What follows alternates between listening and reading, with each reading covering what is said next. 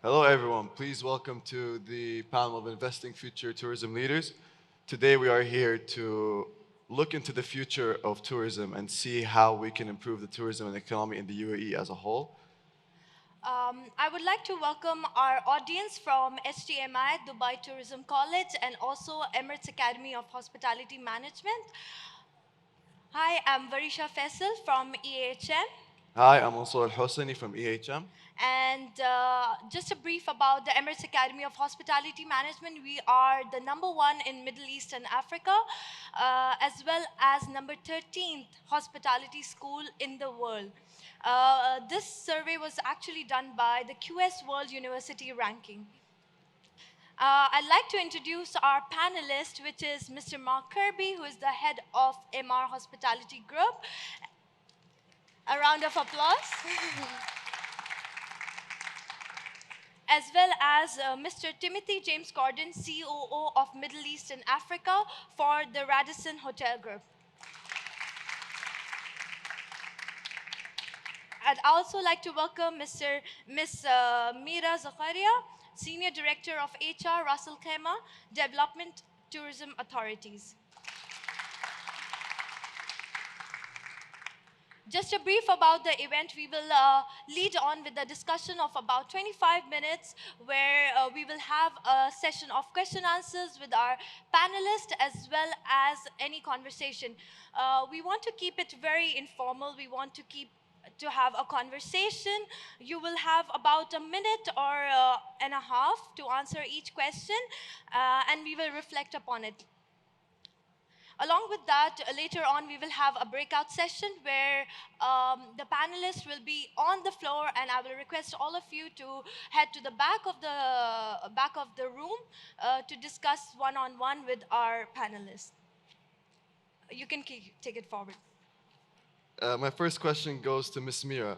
What are the key qualities that hospitality leaders look for in future leaders, and how can students develop those qualities? Good morning. So every single job you will be performing during your career will require different set of skills. We're talking about soft skills and technical skills. What I ask you as students, take it easy. Things will be fine. You will learn through your journey. Allow yourself to make mistakes. It's fine to do mistakes. Just stand up, say, this is my mistake, I'll learn from it, and I'll take it from there. Talking about the soft skills, we are in a changing world. Things are changing on daily basis.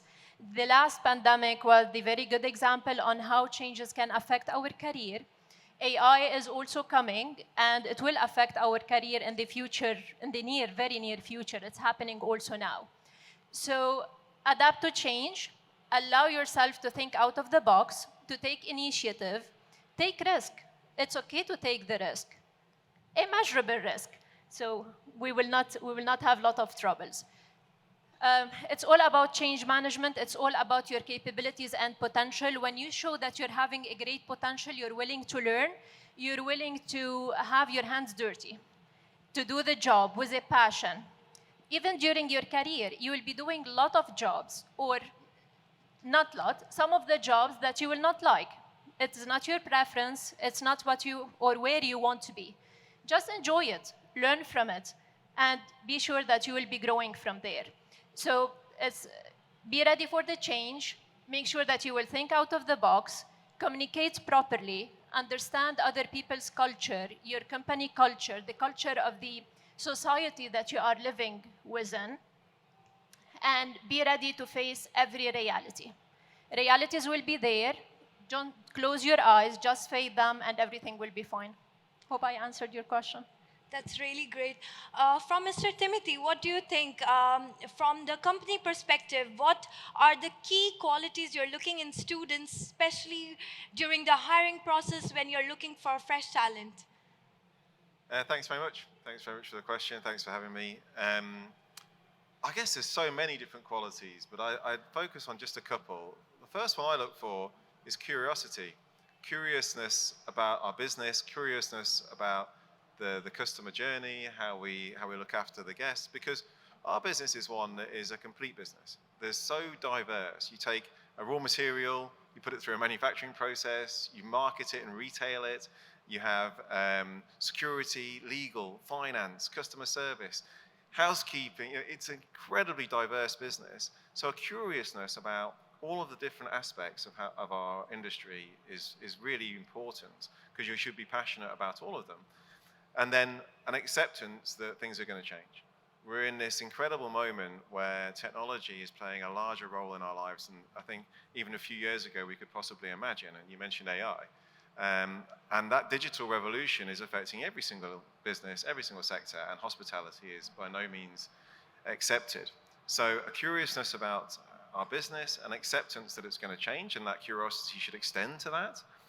And then finally, the other quality I look for is humbleness.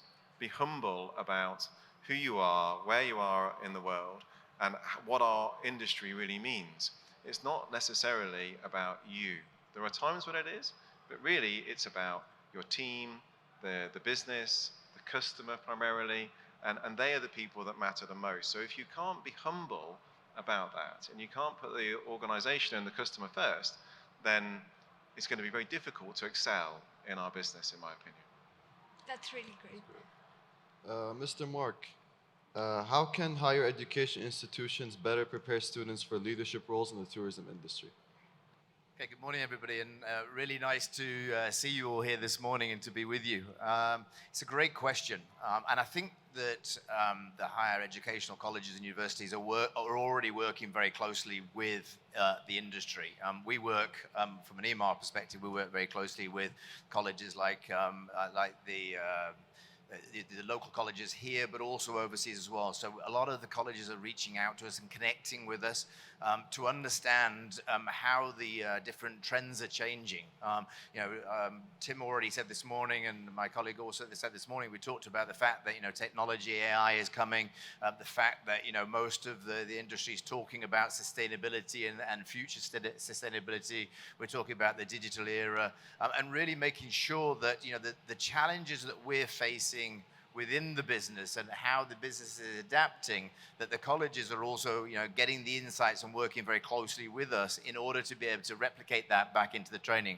So I think it's really about ensuring that both the industry and the colleges actually talk a lot more, come together, give opportunities, whether it be through internships, whether it be through panel discussions like this, whether it be inviting leaders into the college, just to basically be able to share ideas. Because when the future leaders come out of the universities and come into the industry, really we want to make sure that the two are very much aligned. So I think it's about really making sure there's an open dialogue, and I do think that there's a lot of that happening. I think that since COVID happened, particularly, this is the most opportune moment for us at the moment, that the industry is actually looking for talent that is, like Tim said, humble, who is very passionate, who's wanting to get involved. So this is a superb time where the industry is actually looking for talent, and obviously educational colleges, higher education, are looking to actually support their students coming out of colleges as well.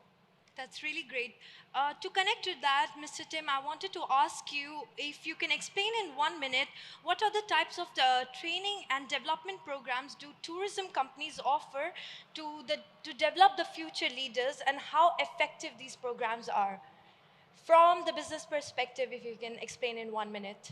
So I understand the question. Tourism development development programs that hotel companies offer? Yes, the training programs, yeah. One that I think is missing is actually that hotel companies and leadership of hotel companies need to understand you guys better. Because I was saying earlier that we did an employee survey at the end of last year, and we got great results. We're really happy with the results, high employee engagement, everybody's happy and motivated. But one question that was lower than the rest across all geographies was, how long do you intend to stay at Radisson Hotel Group? And people were answering, less than 3 years. And to me, that's crazy. Right? If you're motivated and engaged in your workplace, why would you want to not say you want to stay indefinitely? But that's the consultants that helped us do the survey said, well, this is a generational shift. People who are coming into the workforce now, the younger generation, much younger than me, of course, they don't see themselves working for one organization for a decade or more. And that was a learning for us, right? So I think there's a gap in training and development, if you like, that we need to learn a little bit more. But in hotels, I mean, there's a variety of different things. It depends where you want to specialize. But I think probably all large hotel companies have an accelerator program. We call it Accelerate, or there's Elevator, or there's very different words for it, which is essentially a combination of coaching and mentoring. And those two things are very different. I won't go into the differences now, but that coaching side and the mentoring really helps highlight people who are willing to learn and willing to grow their career in an accelerated way. And that is what I think you should be looking out for when you're looking at the industry. How do I get into a program like that? That's a great answer. Over to... This question is for all three of you. And it's very complicated, but with Saudi Arabia and Qatar adding the competition and the competition level being higher with Qatar hosting the World Cup and Saudi Arabia having many projects, why is it important to kind of invest more into the future tourism leaders, and how can you prepare them for that competition and pressure? Any one of you can answer. If you have just 3 words to say about it, that would be great. So you mentioned about Saudi Arabia, Qatar, and I would like also to mention about UAE. So the tourism sector is growing in the whole region, all countries in the region, and the future leaders should be ready for for this growth. It is a different type of growth. As you mentioned, we're talking about sustainable tourism those days. We're talking about new technologies that are affecting also the tourism sector. So leaders should be, or future leaders should be ready for this change. Don't be afraid to try. Just try all the opportunities. And you also mentioned on how the students can learn. It's not only about internships. It's not only about your colleges or universities making sure that you are learning enough or getting enough knowledge and having proper internship programs for you, as much as your willingness to learn. Learning will never stop. You may reach really high positions in your career, and you will reach it just because you are continuously learning and being continuous students. So never stop learning, never stop exploring, and having this very open mind on all the new opportunities that are in the market. So the best way to prepare the future leaders is to provide them with the opportunities. Us as companies, not to be afraid to open our doors for them, to make sure that they are part and they are knowing about the business and growing in it. Today we are having the Generation Z. This is you, dear students, and you will be working with the Generation Alpha. Good luck for you. We will not be there for it. So let us make sure that we are opening the doors. We are collaborating with universities and colleges and make sure that we're giving the best opportunities for students to learn. That's a great advice from Ms. Mira. Connecting to that, to Mr. Mark, I want to ask if you can explain how do leaders meet the needs of the Generation Z as discussed. So we need to have enthusiasm, willingness to learn. However, from the leader's perspective, to develop that talent for the future, how do leaders invest in this understanding and how to ensure that they are the preferred leaders for the future? If you can explain just an insight for a minute, how the leaders can help the students. I think this is a really great question, and it's all about how we make ourselves available, how we connect, how we showcase and give opportunities as well. So, I really do think that being able to connect nowadays, whether it be through LinkedIn, through our social media channels, responding and being connected, attending shows like this where you can actually reach out to each other, and just making yourselves available through the channels that people feel happy to communicate on is incredibly important. I think that it sort of ties in the last question, and I'll bring it together because I think that this region is extremely exciting at the moment, and I think that with Saudi Arabia, with Qatar, with ourselves, there's a lot of development. So we're looking for key leaders, and within our hotels, we are continuously mentoring, stretching, coaching our talent within. So I think that being able to associate and be able to connect on multiple levels. I think, and I think it goes two ways. I think that we need to be available as the current leadership, but also I think that the future leaders need to be comfortable and not to be shy. Reach out, find ways, be adaptable, find ways of actually being able to showcase individual talents, because we're looking for talents. We're looking for people who are, a lot of people I interact with actually have multiple skills. So tell us about that, and make sure that you do to reach out. That's the most important thing. So I think that with the amount of development in this region over the next couple of years, we're going to need to work very closely together to make sure we have got the right skill sets. Yes. Harmony, I think that's a really great advice. Over to Mansoor. Mr. Timothy, what is the current state of the job market for touristic leadership positions, and what are the future job prospects in this field? To Mr. Tim, if you can say, as a hirer, as an employer, what do you think are the future prospects for the hospitality industry? Particularly in this part of the world, they're amazing. Hospitality is one of the fastest growing businesses in the world, regardless of geographical boundaries. But here in the Middle East, and I'll include Africa as well, actually, is one of the fastest growing parts of the world, in one of the fastest growing businesses in the world. So if I just talk about Radisson Hotel Group for a minute, just because I know the numbers, but I think all hotel companies have the same story, we'll be opening about 50 hotels over the next 3 years. So I need 50 general managers, 50 executive teams. I need, let's say each hotel has 300 staff. So the numbers are enormous of the additional talent that we need to be able to attract to this region and develop within this region to fill those positions. And that's just one hotel company. So our sector is exploding. And you mentioned earlier that competitivity caused or created by the expansion in Qatar and the opening of Saudi Arabia. I see that as an enormous opportunity. An opportunity for all of us to take advantage of the seismic changes that are happening within the Middle East right now. And I welcome the competitivity, both at a financial, commercial, and talent level, because I believe that competitivity makes people better. It makes us more active and less complacent. So if we're able to do that, then we're able to attract more talent to our business and make it thrive as it always has done. I hope that answers your question. Yes, of course.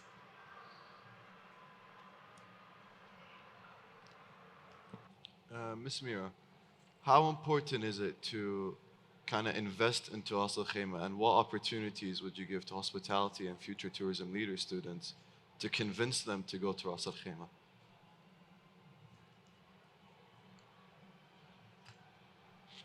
It's working. So Ras Al Khaimah is a growing destination. We're having a lot of future opportunities, a lot of hotels that are opening soon. We're trying to conserve the heritage and the culture in Ras Al Khaimah. So the strategic tourism plan is a growth plan for the future.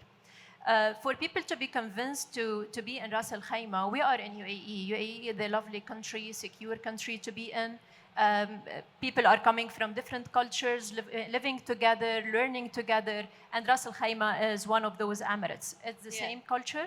It's a lovely place to be. The nature is amazing there. If you will visit it, just to convince people, just visit it. Visit the destination.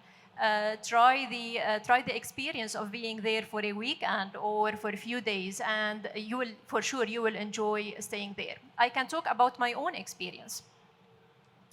When I came the first time to UAE, I used to be in Dubai.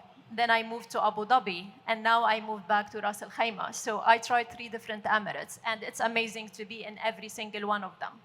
So we have to do a lot of work, yes, not only to attract talent, but also to let them know about the destination, to let them know about the Emirates and how beautiful it is and convenient it is to be part of this community.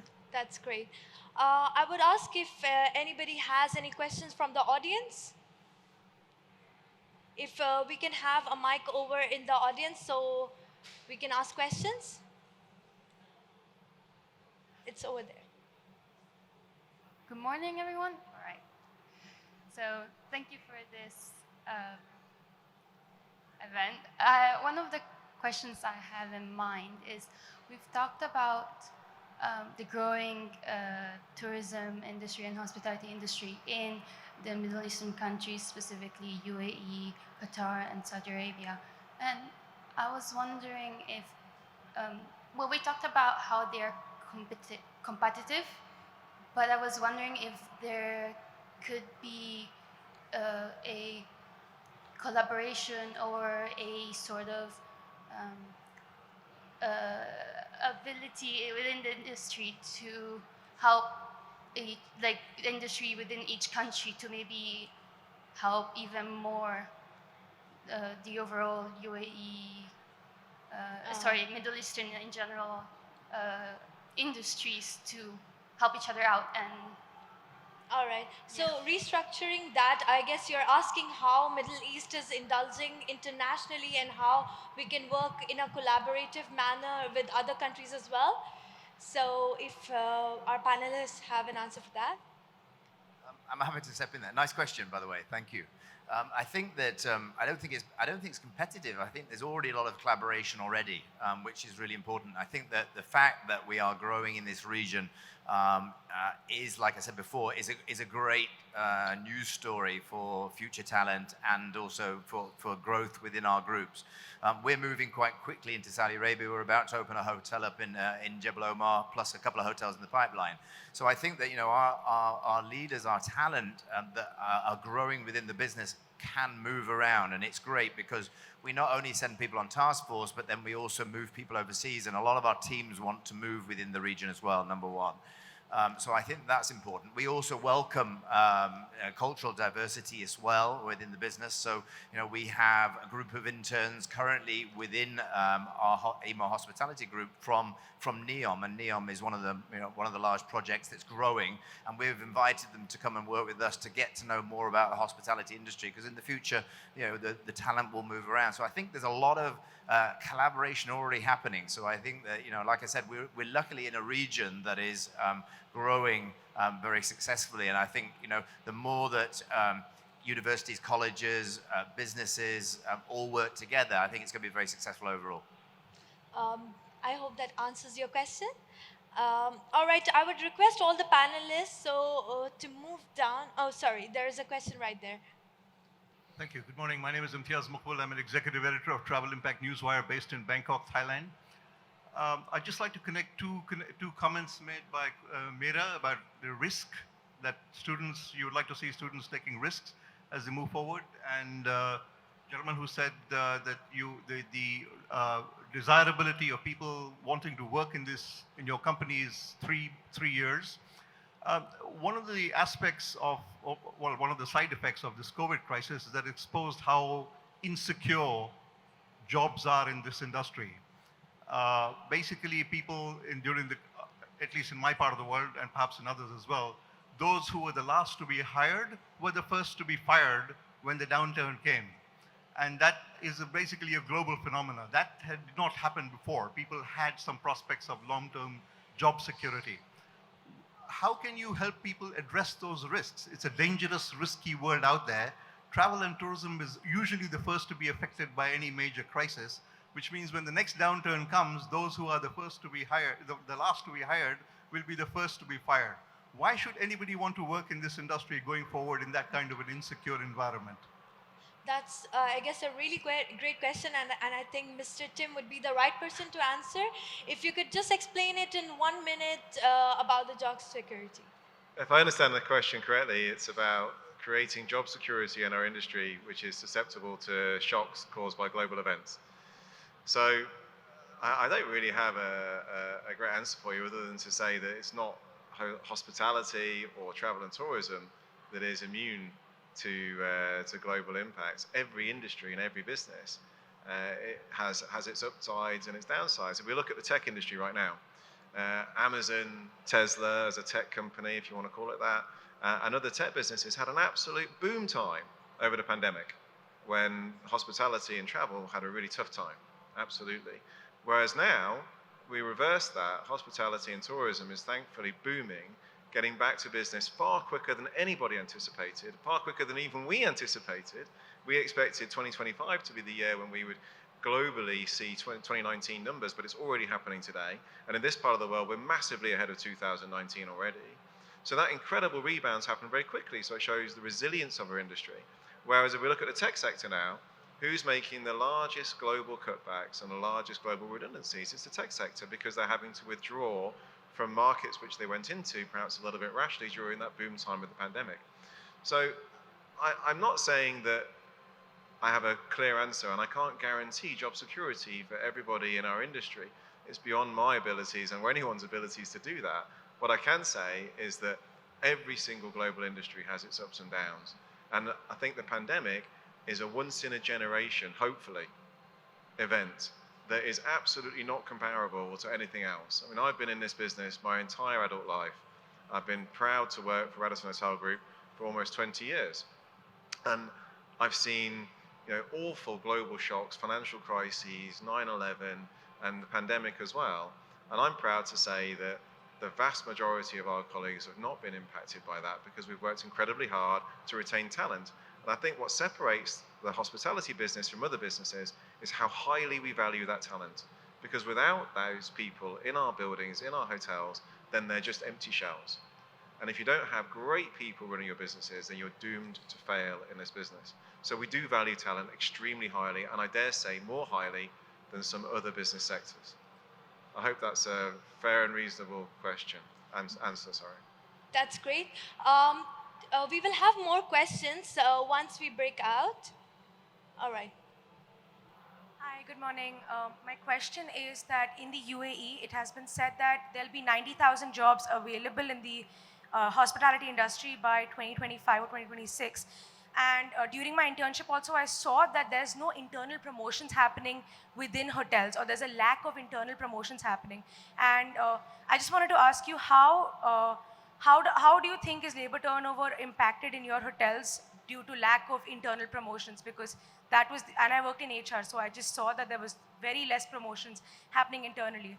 So I just wanted to. Yeah, nice numbers that you gave there, and yeah, I think that I'm not sure about the internal promotions, and I'm not sure where you're working, but certainly within our business, there are incredible opportunities with the amount of hotels that we're opening up. We're a company that is organically growing, so only alone this year we're opening up 6 hotels, or 6 hotels and residences, and all of our teams are digressing within the hotels as well. So there's quite a lot of movement within our hotels, where we're bringing not only our talent from within inside the business into new positions, but also bringing in fresh talent into the business as well. So I think that this is, like I said before, it's a very exciting time for us now, because actually, and in coordination to what Tim said, we're seeing our business growing faster than any other industry, and we're seeing numbers going back to pre-pandemic levels. So I think that alongside that, the opportunities of positions opening up are going very fast.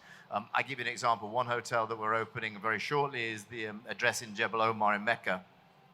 We've got 600 positions that we're looking for, that we're taking talent for. So it's this is only a small example of opportunities that are open currently in the market. So I think that potentially, slightly answering your question, I think that hospitality companies, businesses are cautious at the moment, because everybody's talking about what's going to come onto the market in the next couple of years. So I think they're being careful, but I certainly think there's opportunities within our hotel companies for people who, and I think it goes back to a couple of the points before, people who are humble, who want to stretch themselves, who want to really learn more from the business. There's opportunities there. I love the insight on that. For more questions, we will have the breakout session. So I request all the audience to break themselves in 3 groups. We have a circle set up at the back of the room, and our panelists will now go down and move on like a speed date kind of a session. So I request all the panelists to go down the stage, move around the groups, and ask and answer any questions if you have from our audience. Thank you.